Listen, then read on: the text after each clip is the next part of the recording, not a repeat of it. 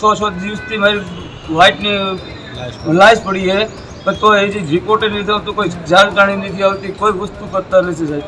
જ્યાં ડૉક્ટરો શીખાવશે એની માથે કેસ થવો જોઈએ. આ એક ફેરી નહીં, એવા 3-4 કેસ છે, એટલે અમે એની માથે કેસ ન થાય ત્યાં લગી લાશ લેવા નથી. કે 600 દિવસની મારી લાશ રજળે છે.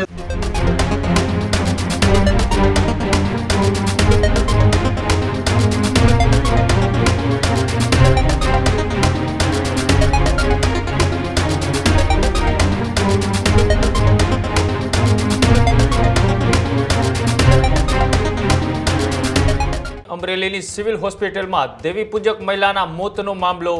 દેવી પૂજક સમાજના લોકોનું ટોળું કલેક્ટર કચેરીએ પહોંચ્યું. ડોક્ટરની બેદરકારીના કારણે મોત થયા હોવાના આક્ષેપ. દેવી પૂજક સમાજે અમરેલી કલેક્ટરને આવેદનપત્ર આપ્યું. ફોરેન્સિક પીએમ રિપોર્ટ જાહેર કર્યા બાદ જ લાશ સ્વીકારવાની રજૂઆત છે તે કરવામાં આવી. હોસ્પિટલના દોષિતો સામે ફોજદારી ફરિયાદ છે તે કરવાની પણ સમાજે માંગ કરી. ડીવાયએસપી અમરેલીને રૂબરૂ મળીને રજૂઆત કરાઈ. મૃતક મહિલાનું ફોરેન્સિક પીએમ ભાવનગર ખાતે કરાયું. મૃતદેહ હાલ ભાવનગર હોસ્પિટલ ખાતે રાખવામાં આવ્યો. મહિલાના મોતને લઈને 6 દિવસથી મામલો છે તે ગૂંચવાયેલો. કોથળીના ઓપરેશન દરમિયાન નસ કપાઈ હોવાના આક્ષેપ છે તે લગાડવામાં આવ્યા. સમાજના આગેવાનો પણ આંદોલનના મૂડમાં જોવા મળી રહ્યા છે. જવાબદાર સામે કડક કાર્યવાહીની અત્યારે માંગ છે તે કરવામાં આવી રહી છે. અને દેવીપૂજક સમાજના લોકો કલેક્ટર કચેરી ખાતે અત્યારે આંદોલનના મૂડની અંદર જોવા મળી રહ્યા છે. આવેદનપત્ર આપી અને જે પણ કોઈ લોકો જવાબદાર છે તેની સામે કડકમાં કડક કાર્યવાહીની એ લોકો માંગ કરી રહ્યા છે. મારી પત્નીને 7 દિવસે દવાખાનામાં લાવ્યા હતા. ઓપરેશન કોથળીનું કરાયું હતું.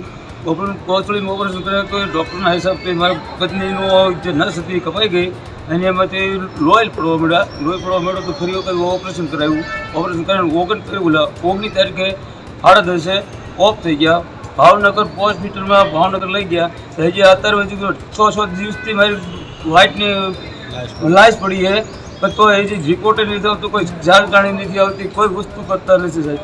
એટલે મારી એની વિનંતી છે કે 600 દિવસની મારી લાશ રજળે છે, તો બને એમ જલ્દી ન્યાય આપો. એટલે મારા સમાજની બૈરા 19 તારીખે આ પાછી થયેલી છે. એની કોથળીનું ઓપરેશન કરાવવા આવેલી હતી અને ઓપરેશન કરવાથી જે કોથળીની અંદર નસ આવે લોહીની, નસ કાપી નાખવાથી બૈરાનું મોત નીપજેલું છે. અને અમે આ 6 દિવસથી લાશ લઈને બેઠા છીએ કે આ તંત્ર ઉપર જે મેનેજમેન્ટ જે છે, ટ્રસ્ટીઓ જે છે, જ્યાં ડૉક્ટરો શીખાવશે એની માથે કેસ થવો જોઈએ. આ એક ફેરી નહીં, એવા 3-4 કેસ છે, એટલે અમે એની માથે કેસ ન થાય ત્યાં લગી લાશ લેવા નથી. અને પીએમ નોટ ન મળે સાહેબ ત્યાં લગી અમે આ લાશ લેવાના નથી. અત્યારે અમે બેઠા હતા છે આપણે સરકારી જનતા જનરલ હોસ્પિટલ, અને અમે અત્યારે આવેદનપત્ર આપણે કલેક્ટર સાહેબને આપ્યું અને આપણે અત્યારે એસપી સાહેબને પણ આપ્યું છે કે સાહેબ પીએમ નોટ તાત્કાલિક રવાના થાય અને આની માટે ગુનો થાય.